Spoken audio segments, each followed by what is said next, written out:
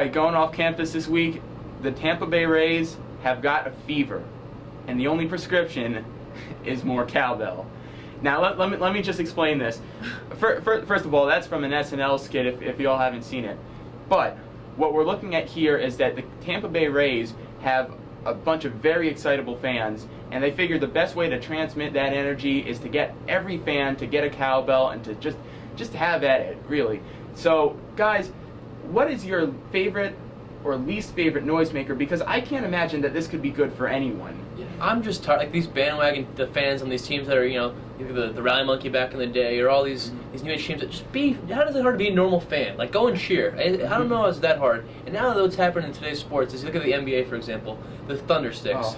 Like, you can't just go and sit a game and cheer anymore. Now you have like the Jumbotron telling you when to clap, and then the Thunder Sticks that you see the people and the idiots behind the basket who are going like this.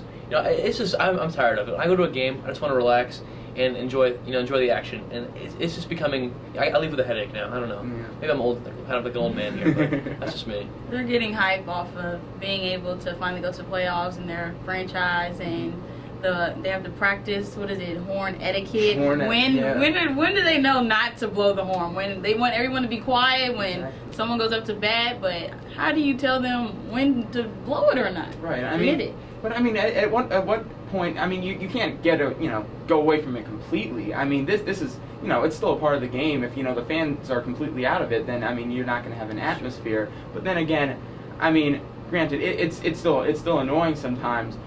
Do you think what do you think they should do?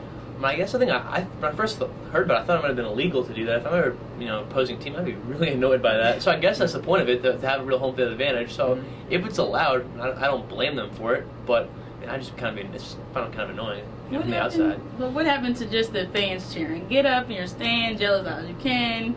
But you forget, these fans haven't been to a game, and it's just the stadium open. These fans, like, they've been, they've had 10,000 fans for all these years, and now they're good and they all come out, which I guess happens everywhere. But at the same time, I just hope they're not ridiculous with it. As long as they're respectful and don't, or a player's about to swing. I don't know. It's kind of a tough line to draw with this thing. Right. And I mean, this is not so much of an instrument thing, but I think which college was it that banned signs? You're not allowed to bring signs into the stadium anymore because you might hurt the other team's feelings. I'm sorry, I don't remember exactly which college this was, but I mean, at what point do we, I know it's another one of those draw the line questions, but what are fans supposed to bring in?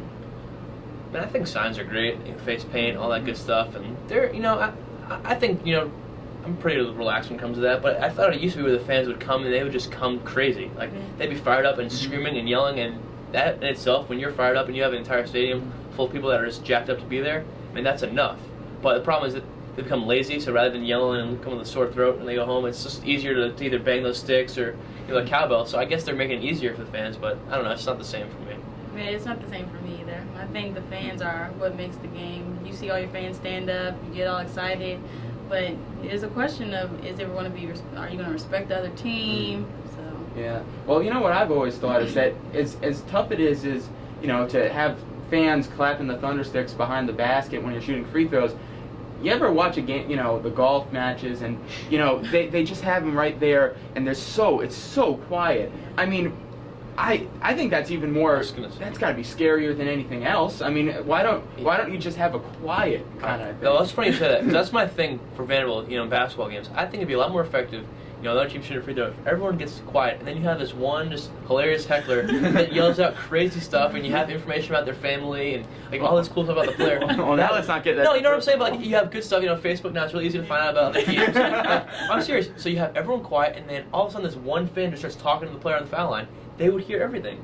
That would be great. So you're onto something. I think if we can get that going in the winter, that'd be pretty cool. Because that's a great point. It'd be more effective. I definitely think so. Yeah. Well, I mean, anything to get inside the other team's head. I mean, they don't call it home field advantage for nothing. Anyway, we'll be back in just a little bit to wrap up the show.